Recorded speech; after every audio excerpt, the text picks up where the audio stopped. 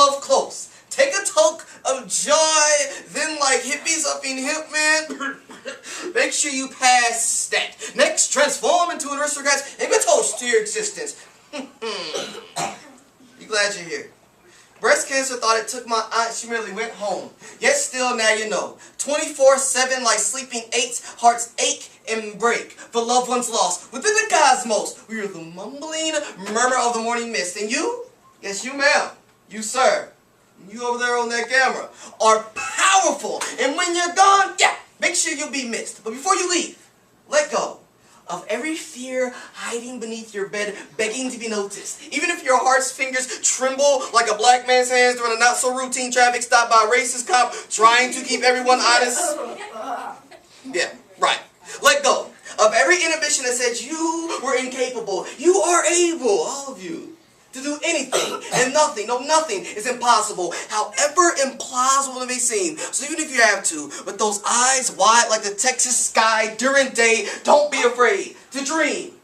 Huge, like my father's hands when I was a child. Each finger was a world, and those imperfect palms reeking of swing shift held me and my siblings up like galaxies suspended within space, cradled by a universe. So for what it's worth, to all the parents out there, and my pops, I'm sorry for booking that ticket to Know-It-Allville when I was a teenager. The day we become know-it-alls, we know nothing. So before you move your mouth like a jig generated from 1953, speak easy. Take your time, think it through, and speak easy. We won't always know everything about what everything means. And what does that exactly mean? Believe in anything, God or yourself. Without faith, it's like a honeymoon without whipped cream. It just can't happen. So yeah, maybe I was wrong. And some things are impossible. They're married now, so don't even get all like, oh my gosh. But I digress. Maybe some things are impossible, like a life without her, or a life without him, or just illogical. But even for the Big Bang to explain it, took an ounce of faith to retain the respect that it gains. So when I look up into the heavens and find peace within his presence, oh! That's my peace. It shouldn't seem that strange. Honest question number one.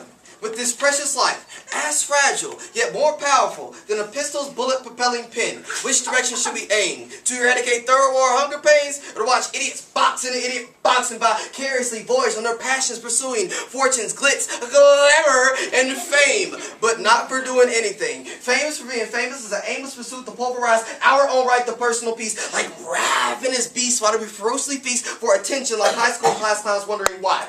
Why is what I am within not good enough? Will it ever be good enough? Will it ever be good enough for this world to accept? If I answer your request, my assessment will be incorrect. I suggest look beyond your reflection and be better than what you expect. Because in retrospect, nobody remembers what they expected of you in the first place. Because when the music fades and the lights dim and the fads change and the frantic of the crowd wanes into a void below nothingness, only your thoughts remain. So before we leave ourselves willfully constrained and curiosity cremates our innocence, do yourself a favor and let go. Just let go. Let go. Of everything.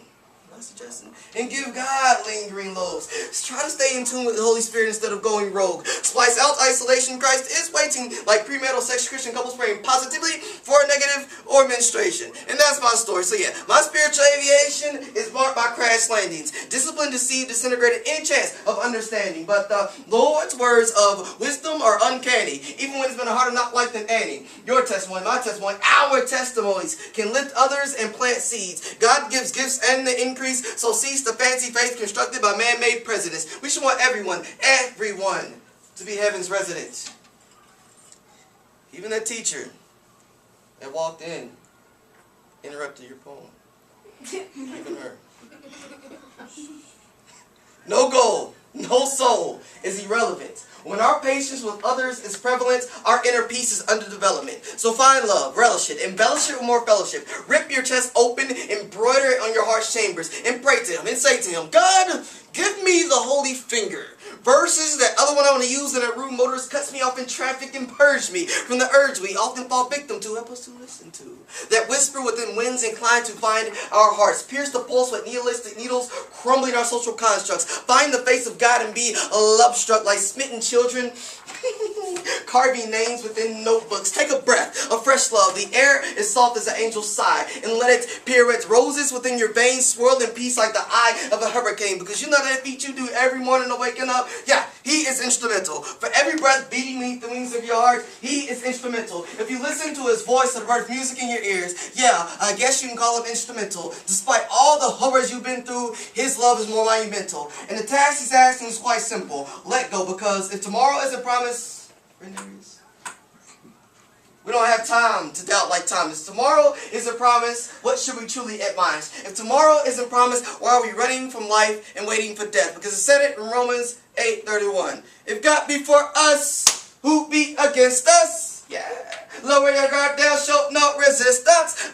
Break it down, give it to your reconcile, gain your attention. You have been granted permission to listen to your heart.